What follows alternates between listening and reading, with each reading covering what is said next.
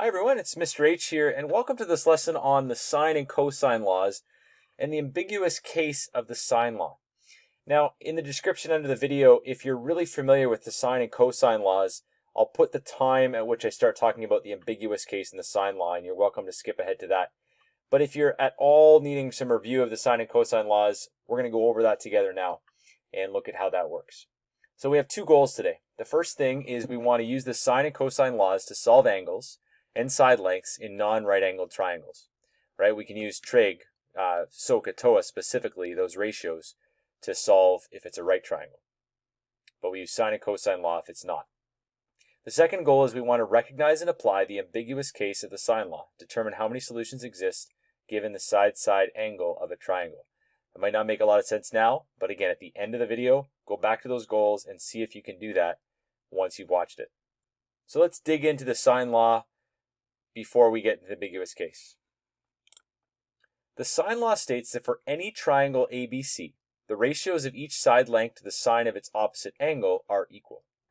Right? There's a side length, there's the opposite angle, or the angle that would correspond to that side. And likewise for side B, likewise for side C. Now, the ratio, if all those are true, if you flip those ratios and invert them all, then those are also going to be equal as well. So the sine law can be used in two situations. We can be used to find an angle if we know two sides and one corresponding angle.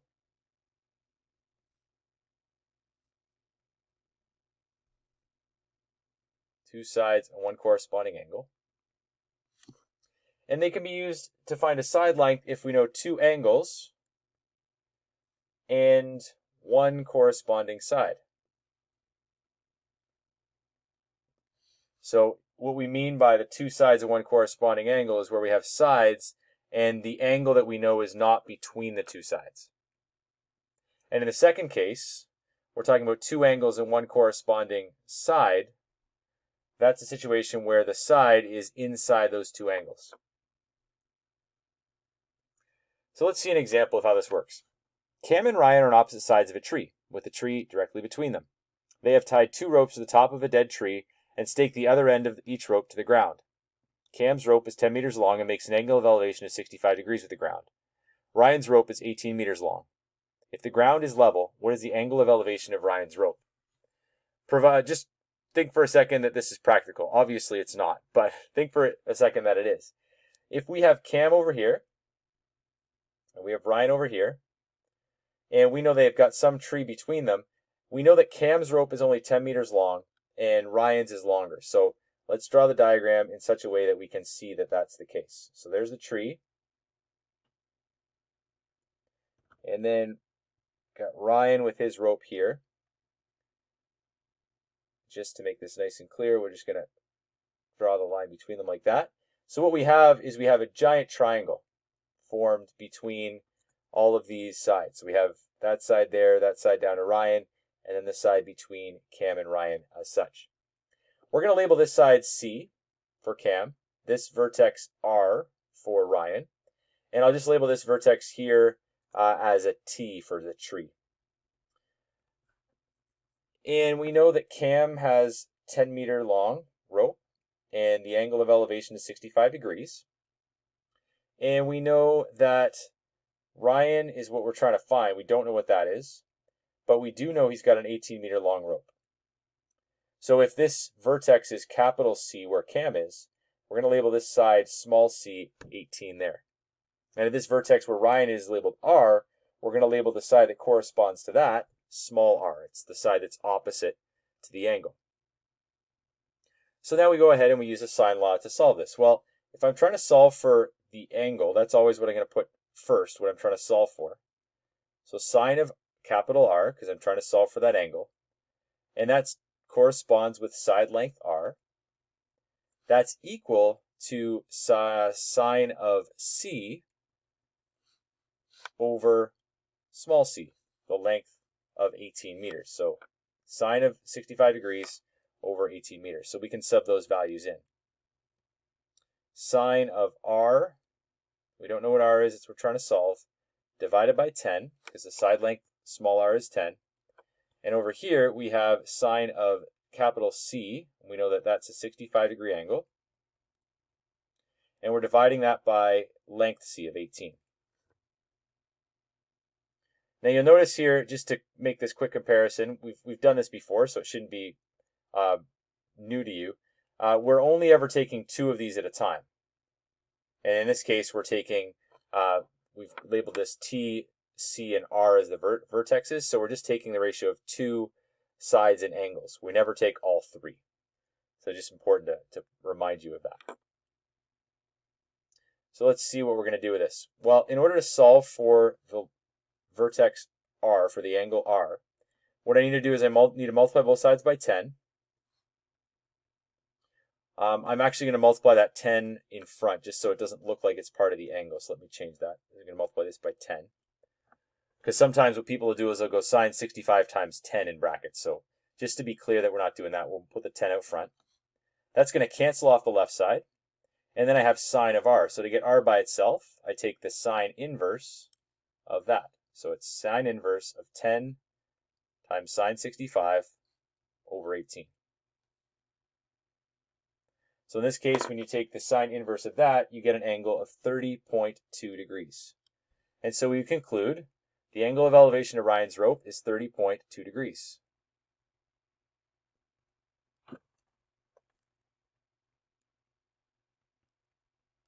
Angle of elevation to Ryan's rope is 30.2 degrees. So a couple of things we want to do here as we reflect on this question. We want to make sure that we can draw the diagrams correctly from the words. And so if you're struggling with that, that may be a fundamental thing that you want to do when we have class time working on questions tomorrow. That helps you to just make sure you have a good grasp on that. So you might want to draw several diagrams, and then if you have a good grasp on the actual algebra of it, then you can do a lot more of that at home. Maybe your problem is the algebra. And so if that's the case, then maybe you want to draw some diagrams ahead of time so that you can come and ask questions about the algebra in class. So just some good strategies to review that. Let's look now at the cosine law. The cosine law states that for any angle, any triangle, ABC, we have a squared equals b squared plus c squared minus 2bc cos a. Let's just draw a triangle so we see what this looks like. Here is some triangle. We'll call this triangle A, B, C, and we always label the opposite side with this small letter. So that's how we're going to label things. So in other words, if I have all three lengths in this equation. I've got A, B, and C, all lengths, and I have only one angle in this equation. So we're first going to rearrange this for A, and then we'll talk about when we can use this. If we're rearranging this equation, the first thing we want to do is we'll want to subtract b squared and c squared from each side. Remember, to rearrange an equation, any equation, whenever we're rearranging something, we use SAMDEB. We start by, we're not trying to solve it because we don't know the numbers. We're simply rearranging with all the letters. We do the order of operations in reverse. So the first thing I'm trying to do is I'm trying to subtract things. So I'm just going to rewrite this equation and then show you what I'm subtracting here first. I'm going to subtract b squared from this right side. I'm going to subtract c squared from that right side. Whatever I do to the right side, I have to do to the left side. It's going to cancel off the right side, and I'm going to get a squared minus b squared minus c squared is equal to negative 2bc cosine of a. So I've subtracted and I've added. There's no more adding or subtracting to be done here. Now I can go ahead to multiplying and dividing. Now there's a couple of ways to approach this. Some of you see all these negatives and go, well, I want to multiply by negative 1. So if I multiply everything by negative 1, what I would get is negative a squared plus b squared plus c squared equals 2bc cosine of a. So I'm going to do this on the right because I'm going to rearrange it on the left as well.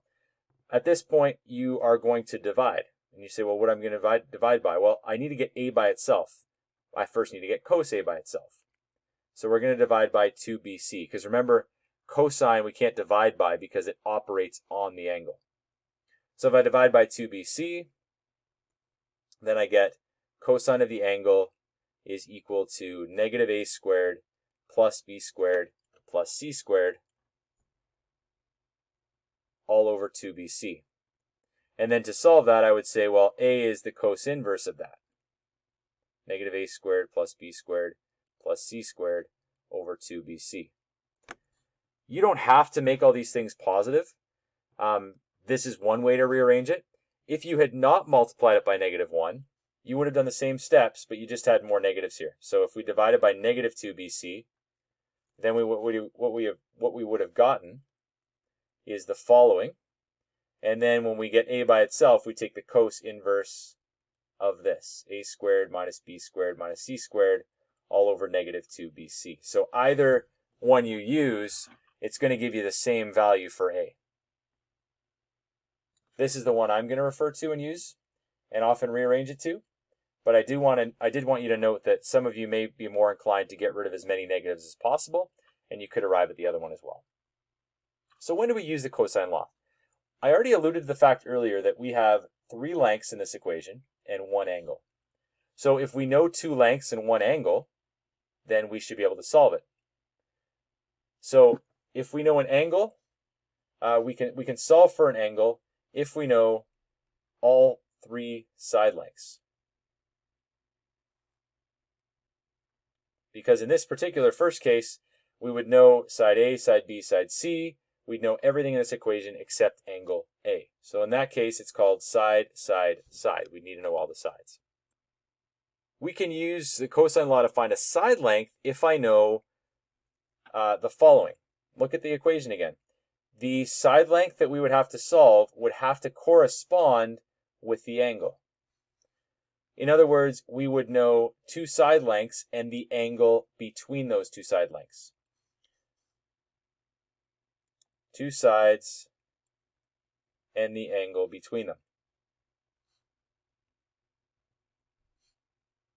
So in other words, side with the angle in between, it's SAS. The triangle is giving you SAS, as I like to say. All right, let's actually go ahead and see how the cosine law applies. The first thing worth noting, though, is that if cosine is of a 90-degree angle, then what we get here is we get b squared plus c squared minus 2bc cosine of 90 degrees. Well, what's cosine of 90 degrees? That is 0.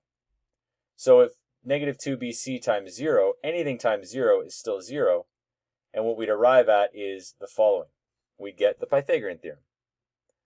And this would apply in a situation where the side length A is here and side B and C are here for a right triangle. So let's apply the cosine law to a non-right triangle. In triangle ABC, determine angle A to the nearest degree if A, B, and C are those given lengths. So I'm just going to draw this like so. I'm going to label C down here as 32 centimeters, B as 26 centimeters, and A as 55 centimeters. I already derived the equation above, or rearranged it above, so I'm going to say A is equal to cos inverse of A squared minus B squared minus C squared divided by negative 2bc.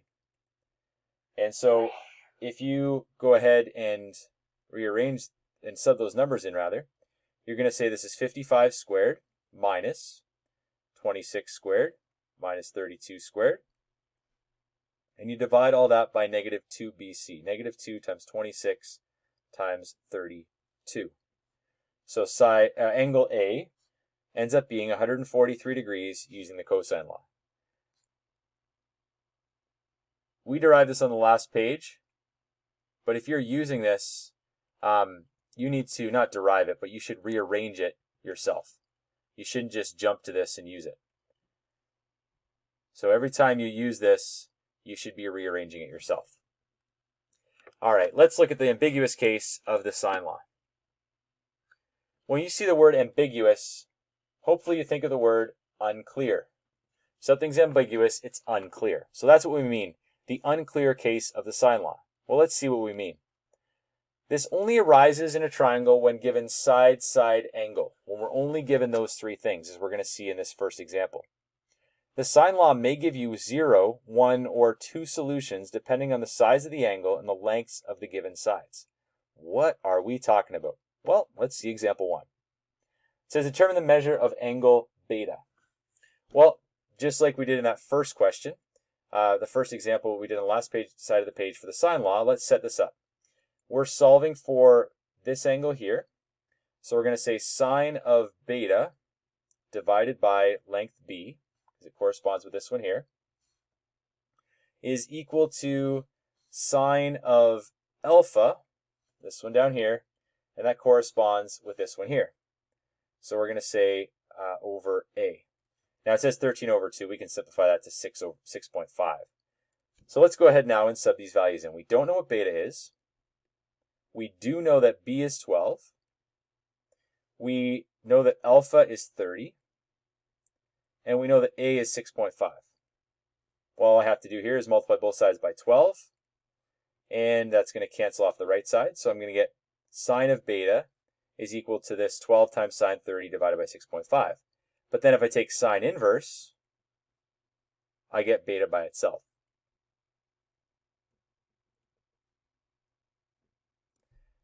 Go ahead and type that in your calculator. What do you get? I'm willing to bet your calculator gives you the same answer mine gives me. 67.4 degrees.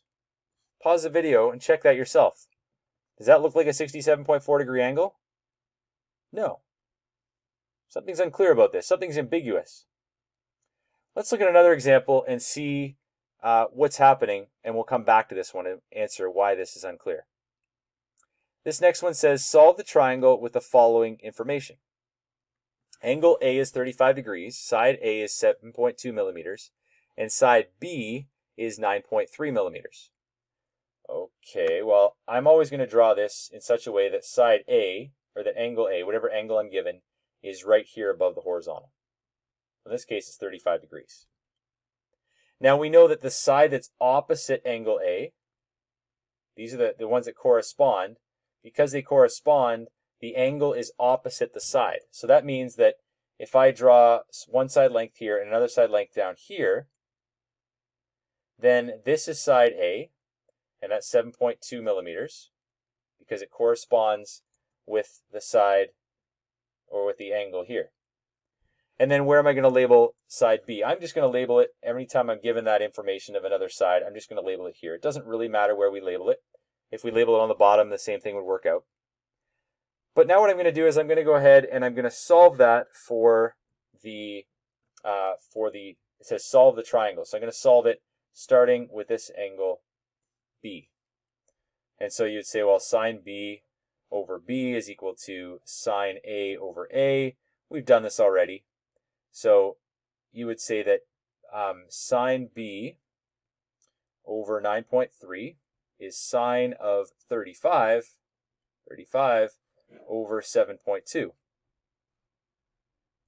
And you would solve for B. You'd say it's sine inverse of 9.3 times sine 35 degrees divided by 7.2.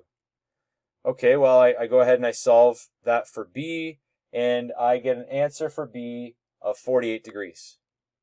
You guys would look at that and say, okay, that makes sense, that's 48 degrees.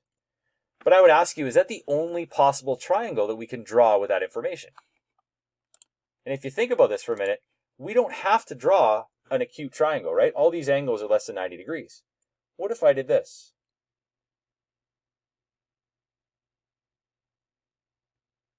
This is side A over here.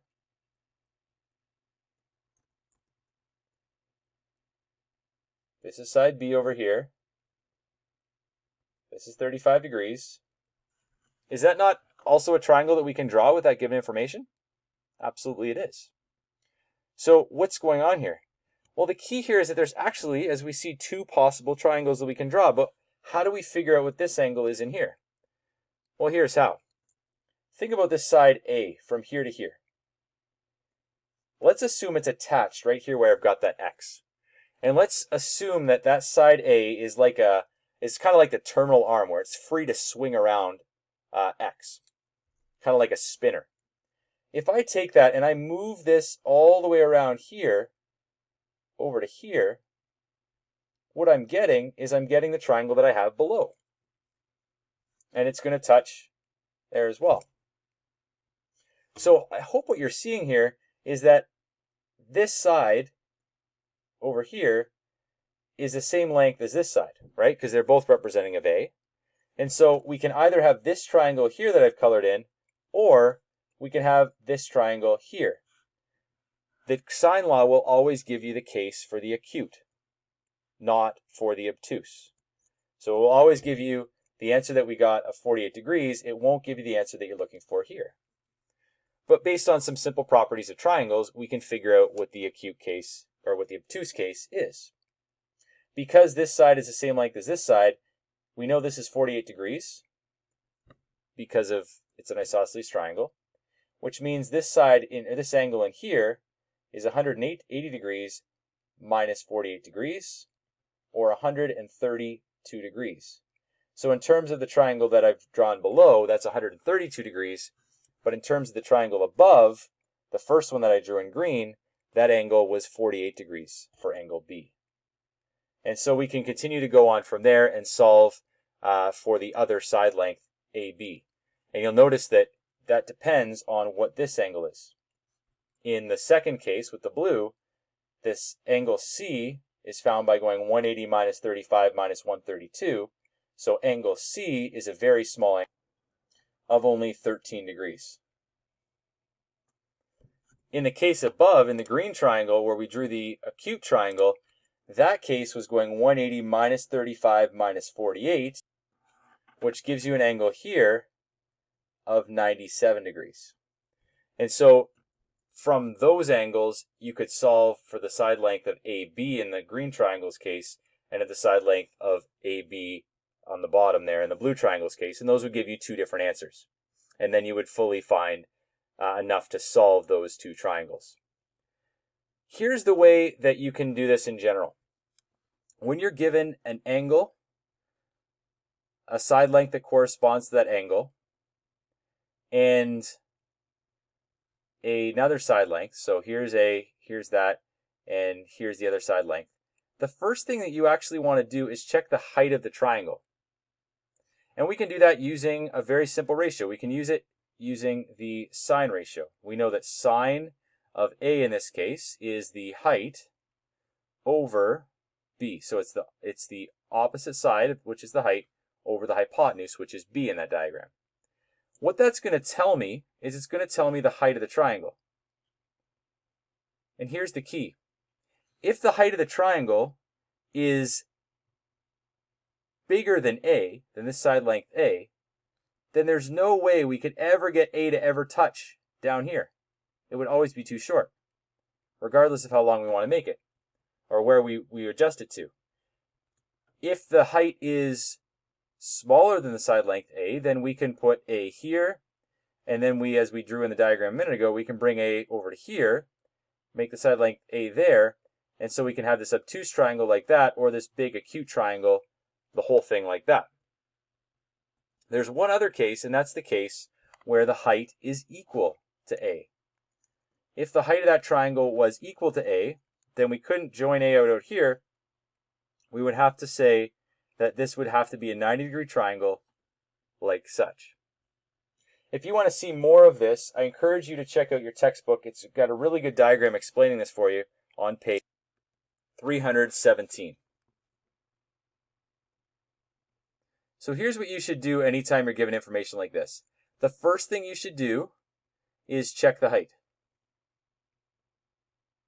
Based on that height, you can determine how many triangles can I draw. And in this case of the example we just went over, there were actually two possible triangles.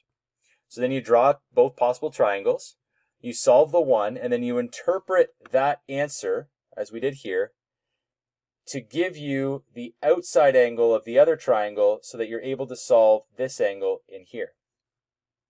And that's what we're going to do as we go back to example 1. What this was giving us is this angle here of 67.4 degrees. So what is beta? Well, beta is actually 180 minus 67.4 degrees. That gives us a value of 112.6 degrees as the angle that is in there that it's asked us to solve. So be careful with that ambiguous case of the sine law. If it's an obtuse triangle, you are likely going to have a case where it's going to give you the wrong angle and you'll need to interpret it for the other angle.